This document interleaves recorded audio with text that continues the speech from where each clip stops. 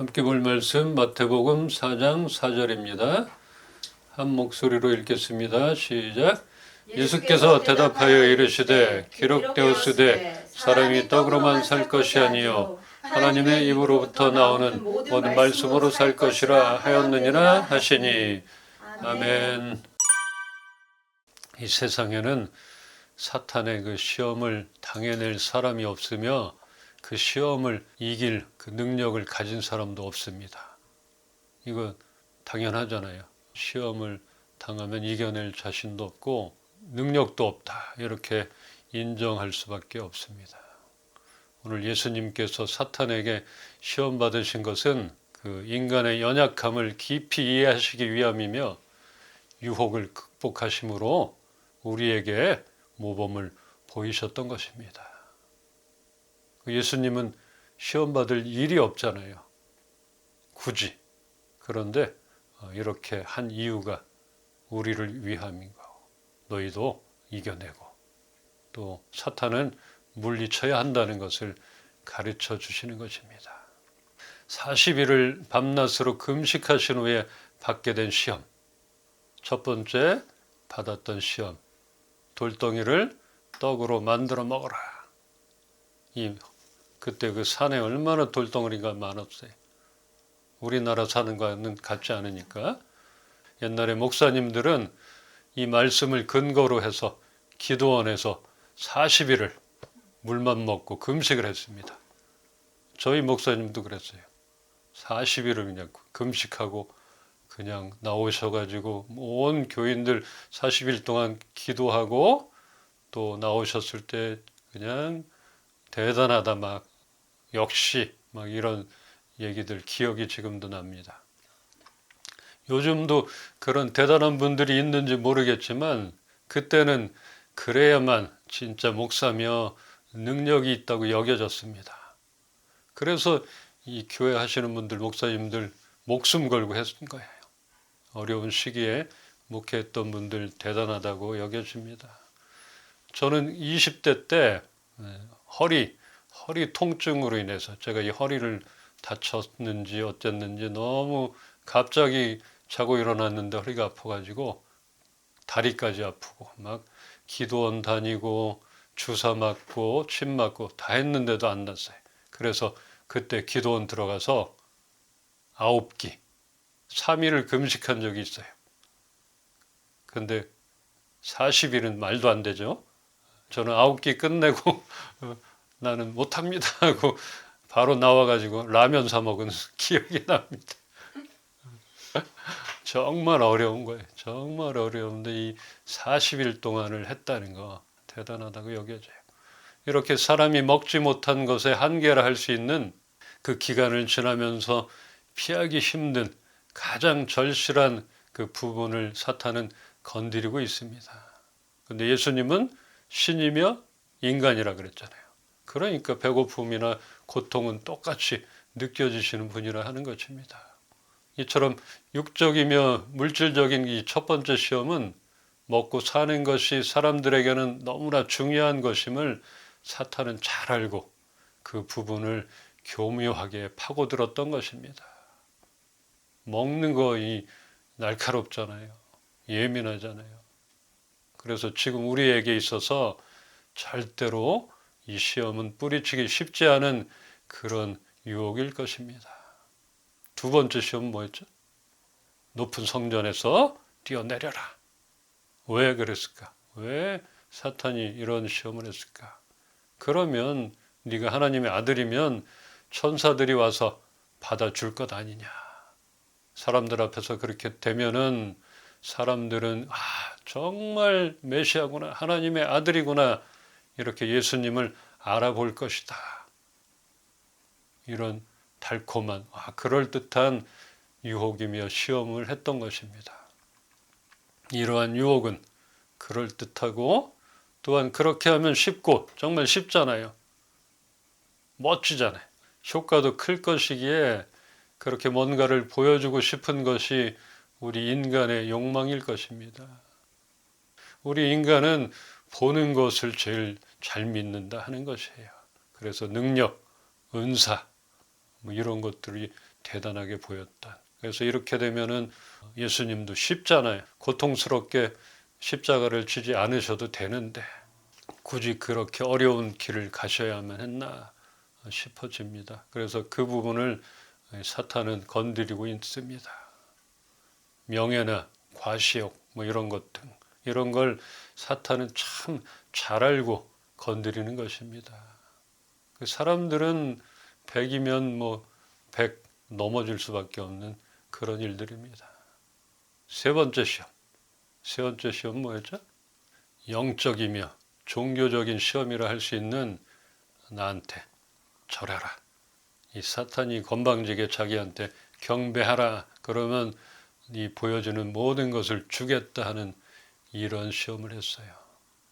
사탄 마귀가 자신을 경배하면 세상 권력을 주겠다는 것입니다. 이거 참 오늘날 많은 사람들이 눈에 보이는 권력을 쫓으려 하는 것, 이 또한 거부할 수 없는 그런 유혹일 것입니다. 여기에 많이 넘어지잖아요. 당장의 이익을 위해서 그곳이 어떤 곳인지도 모르고 알아보지 않고 또 그 사람들이 어떤 사람인지 상관없이 손을 잡기도 합니다. 왜? 권세, 권력을 주겠다니까. 또 보이는 것 다 주겠다니까. 참 안타까운 일이에요. 그래서 이 세 번째 시험은 이런 우리가 영적인 하나님을 믿는 우리들에게는 정말 중요한 것이에요. 거기가 사이비인지 사기꾼인지 그거를 알아야 되는데 근데 정치를 하는 사람들은 자꾸 그 사람이 교회 집사하고 장로인데도 불구하고 높은 권력에 손잡으려고 하잖아요. 저 국회의원 출마합니다. 그러면 통일교든 신천지든 상관없이 그들 표가 많으니까 잡게 된다는 것이에요. 이거는 말이 안 된다. 단호하게 거절해야 된다. 근데 그 유혹에 넘어간다는 것입니다. 우리는 며칠, 몇 끼만 굶어도 배고픔을 견디기 힘들어합니다. 또한 명예나 자존심이나 아니면 인정받으며 높아지려는 그런 마음들 또한 배고픔 못지 않습니다. 오늘 본문 앞 마태복음 3장에서는 예수님은 마귀에게 시험을 받기 전에 요한에게 세례를 받습니다. 그때 성령이 비둘기처럼 임하고 하늘에서 음성이 들렸잖아요. 이는 내 사랑하는 아들이라. 하나님이 기뻐하는 자임을 나타내 보였습니다. 그런 예수님이 아이러니하게 이렇게 사탄에게 시험을 받는다. 말이 안 된다고 아까 했듯이 이것은 예수님께서 굳이 받지 않아도 될 시험, 그 어려운 시험을 이겨내셨다. 승리했다. 이것을 보여주려고 하는 것이고 또 그렇게 하신 이유가 있다면 사람이 떡으로만 살아서는 안 된다는 그런 것과 어떠한 사탄의 유혹에도 말씀으로 무장하여 이겨내기를 바라신 것이라 할 수 있겠습니다. 이렇게 모델을 보여주신 것이에요. 그냥 신으로서가 아니라 인간으로서. 그러므로 우리에게 떡만 주시지 않은 것은 그것만으로는 살아갈 수가 없기 때문입니다. 그렇게 인정을 해야 된다는 것이에요. 인간은 스스로가 거룩한 것을 만들어낼 능력이 없고 세상 유혹을 이겨낼 힘도 없기에 우리는 사탄의 시험에서 능히 승리하신 절대자, 그 누구의 도움을 받아야 하는 것입니다. 그분이 바로 예수 그리스도이신 것입니다. 먼저 그 고난과 시험에서 승리하신 그 예수님을 의지하여 세상 속에서 다가오는 그런 여러 가지 유혹에서 우리는 이겨내야 합니다. 이 말씀은 예수님 때 신약 때만 말씀하신 것이 아니에요. 우리 신명기 말씀을 보겠습니다. 신명기 8장 3절입니다.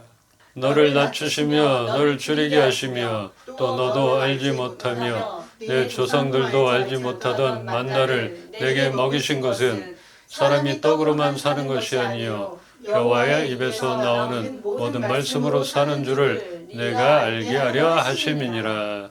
아멘. 사람을 낮추시는 방법은 기나긴 그 광야의 길을 걷는 고난을 통함이며 먹고 싶은 것을 먹지 못하는 그런 상황을 통하여 그렇게 하십니다. 낮추시려고, 겸손하게 만드시려고 그렇게 하시는 것이에요. 근데 그때 그런 걸 깨달아야 할 텐데 그냥 고통, 배고픔, 불만 이걸로 끝내버리면 실족하는 것이죠. 그런 상황과 환경 가운데 나오는 믿음이 진짜이기에 하나님은 우리에게 그 믿음이 있는지를 보시려 하십니다. 먹을 양식은 너무나 중요하지만 그것이 풍부할 때 교만함이 생기게 되기에 떡으로만 살아서는 안 된다는 이 말씀은 정말 그 옛날 광야에서도 선포되어졌습니다. 우리는 근데 그러잖아요. 그것만 있으면, 이것만 있으면 살아갈 수 있고 뭐든지 다 할 수 있겠는데 왜 나에게 그게 없을까? 이걸 왜 안 주시나? 이러잖아요. 그러니까 너무 없으면 정말 그럴듯하게 다가오는 그 사탄의 속임과 유혹에 우리는 넘어지게 됩니다. 그래서 기도하는 것은 너무 부하게도 마시고 너무 가난하게도 말게 하여 주시옵소서. 내가 실족할까 두렵습니다. 이런 고백을 하는 것이에요. 그래서 우리는 너무 없으면 안 되잖아요. 너무 유혹에 빠지기 쉽고 너무 많으면 또 교만해지고 우리는 먼저 모범을 보이신 예수님을 의지하여 어떠한 시험을 이겨낼 뿐 아니라 하나님의 말씀으로 살아가기를 소망합니다. 히브리서 2장 18절 한번 보겠습니다. 그가 시험을 받아 고난을 당하여 주더니 시험 받는 자들을 능히 도우실 수 있느니라. 아멘. 그분이 도우실 수 있는 것이에요. 그리스도께서 몸소 시험과 고난을 당하셨던 그 희생으로 말미암아 시험 받는 우리들에게 그 시험을 이기는 능력을 베풀어 주셨습니다. 그러니까 사람에게는 이게 없는 것이에요. 하나님께 그분이 능히 우리를 도우실 수 있다. 이것을 믿기를 바라고 잊지 않기를 소망합니다. 그래서 우리는 어떠한 어려움이나 또 어떤 상황 가운데서도 그분께로 향하는 것이고 우리는 그분께로 달려나가는 것, 이것만큼은 놓치지 않기를 바랍니다. 사랑한다면 힘든 것도 함께 해주고 싶고 또 아픔도 대신해주고 싶을 것입니다. 그래서 받지 않아도 될 시험과 고통을 당하셨던 것은 우리를 향하신 그 하나님의 사랑인 것입니다. 우리 스스로가 거룩함을 만들어내지 못하기에 환난을 통해 하나님을 바라보게 하시며 길과 진리와 생명과 지혜까지도 이 모든 것은 예수님을 통해서만 허락받을 수 있다는 것입니다. 참 감사한 일입니다. 오늘 본문에서도 예수님은 물질적 필요도 인정하면서 영적 양식의 그 필요성을 강조하셨습니다. 떡으로만 살 것이 아니다. 떡도 필요하다. 이렇게 얘기한 것이. 떡 그까짓 거 필요 없다 이거 아닌 것이. 예수님이 굶어보니까 배고파 죽겠으니까 아시잖아요. 얼마나 사람에게 필요한가를 아셨어요. 그래서 이것도 필요하지만 그래도 너희는 하늘 양식, 영적 양식 이게 정말 필요하다는 걸 강조하시고 계십니다. 사람의 지혜는 한계가 있으므로 그릇 행할 수밖에 없습니다. 그러므로 고통과 환난을 당하기도 하고 우리는 올무에 걸리기도 합니다. 그런데 사람을 두려워하면 올무에 걸리려니와 여호와를 의지하는 자는 안전하리라. 이렇게 잠언 말씀에 나옵니다. 우리는 환난 당할 수 있고 또 사람을 두려워해서 올무에 걸릴 때가 있다는 것이에요. 사람을 두려워하면 따라가게 되고 그러다 보면 우리는 올무에 걸리게 된다는 것입니다. 그러나 여호와를 의지하는 자는 안전하리라. 그러니까 우리는 올무에 걸리지 않으려면 하나님께 예수님께 달려가야 그분을 붙잡는 것이에요. 그분을 의지하는 것입니다. 그 방법밖에는 이 세상에서 사탄의 유혹을 이겨낼 사람이 없다는 것입니다.